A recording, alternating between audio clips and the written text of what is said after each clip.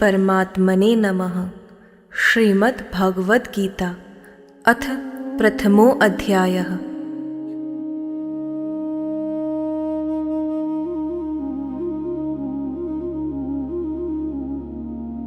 तत्रापश्यत् स्थितान् पार्थः पितॄनथ पितामहान् आचार्यान् मातुलान् भ्रातॄन् पुत्रान् पौत्रान् सखींस्तथा श्वशुरान् सुहृदश्चैव सेनयोरुभयोरपि।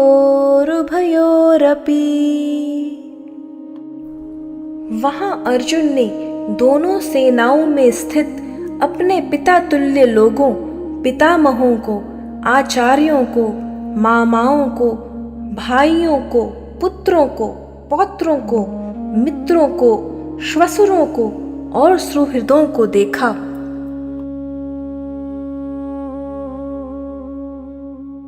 दृष्टि।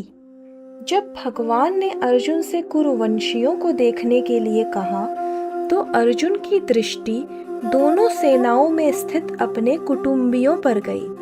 उन्होंने देखा कि उन सेनाओं में युद्ध के लिए अपने अपने स्थान पर भूरिश्रवा आदि पिता के भाई, भीष्म आदि पितामह, द्रोणकृप आदि आचार्य, पुरुजित कुंती भोज आदि मामा, भीम दुर्योधन आदि भाई, अभिमन्यु आदि पुत्र, लक्ष्मण आदि पौत्र, द्रुपद शैब्य आदि श्वशुर और सात्यकी कृतवर्मा आदि सुहृद खड़े हैं। ध्यान देने वाली बात यह है, अर्जुन को योद्धा नहीं दिखे, संबंधी दिखे।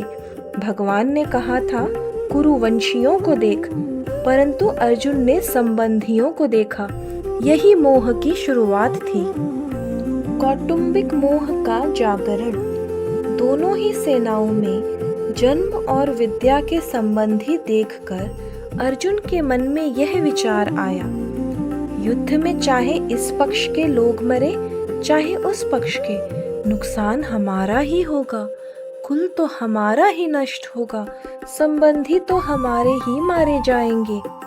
यह विचार एक स्वाभाविक मानवीय प्रतिक्रिया है, परंतु यहाँ समस्या यह है कि अर्जुन अपने कर्तव्य यानी क्षत्रिय धर्म न्याय युद्ध को भूलकर केवल मेरे संबंधी की दृष्टि से देख रहे हैं। मोह जब कर्तव्य को ढक लेता है तभी विषाद उत्पन्न होता है।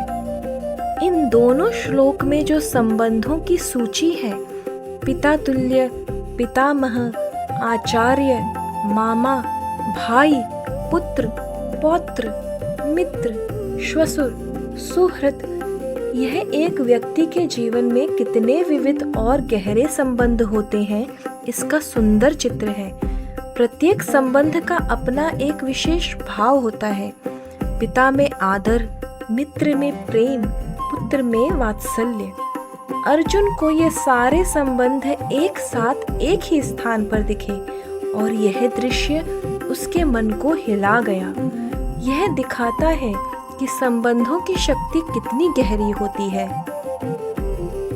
इन श्लोकों से हमें यह सीख मिलती है कि जब हम किसी स्थिति को केवल मेरे और पराये की दृष्टि से देखते हैं तो हम कर्तव्य को नहीं देख पाते। मोह और ममता अपने आप में बुरे नहीं है, परंतु जब ये कर्तव्य बोध को ढक लेते हैं तो विषाद और अकर्मण्यता का कारण बनते हैं। हमें संबंधों से प्रेम करते हुए भी अपने धर्म और कर्तव्य के प्रति सजग रहना चाहिए। यही जीवन की सबसे बड़ी कला है, संबंधों का निभाना और साथ ही अपने उत्तरदायित्व से भी न भागना। इस गीता के हर श्लोक का भाव आपके जीवन में शांति और स्पष्टता लाए, यही प्रार्थना है। अगर आपको यह वीडियो अच्छा लगा हो तो इसे लाइक अवश्य करें, चैनल को सब्सक्राइब करें और बेल आइकन दबाएं ताकि गीता के हर अध्याय के हर श्लोक की यह यात्रा आप तक पहुंचती रहे। अपने विचार और प्रश्न नीचे कमेंट में लिखें। कल मिलते हैं अगले श्लोक के साथ। जय श्री कृष्ण।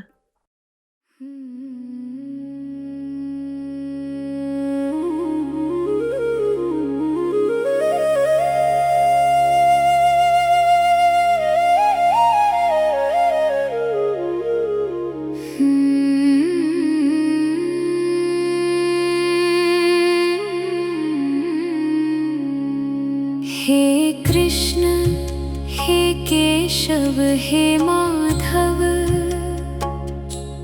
हे गोविंद हे गोपाल, हे मुरारी हे मुरलीधर,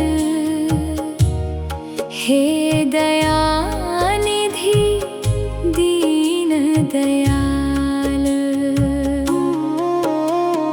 तू ही गुरु तू ही ज्ञान है, तू ही शिष्य तू ही ध्यान है, तू ही प्रश्न तू ही उत्तर है, तू ही आदि तू ही अंत है। गीता में यही बताया तूने, सब कुछ बस तू ही है।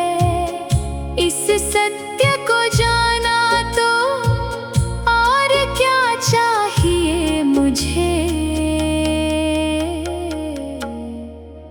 हे कृष्ण हे केशव, हे कृष्ण हे केशव।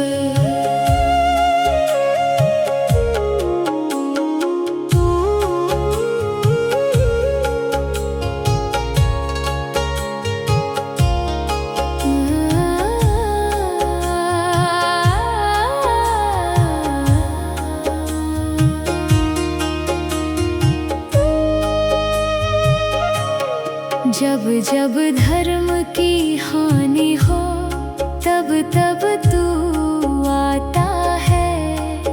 अधर्म के अंधेरे को अपने तेज से मिटाता है। यदा यदा हि धर्मस्य तूने यही वचन दिया।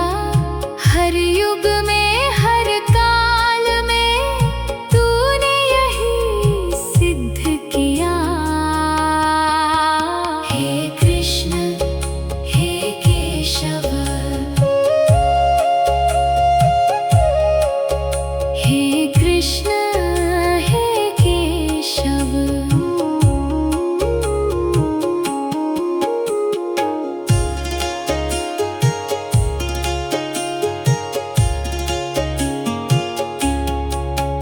इस जीवन की संध्या में तेरा ही नाम हो होठों पर, तेरी ही छवि हो आँखों में, तेरा ही स्पर्श हो सांसों पर।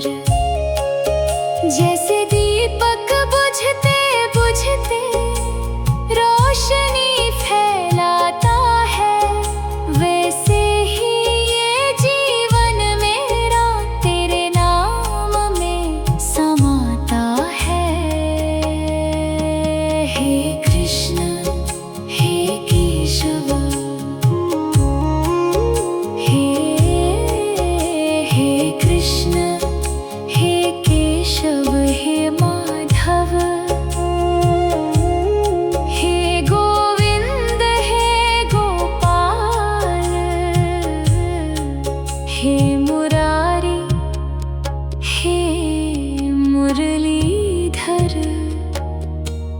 हे दयानिधि दीन दयाल।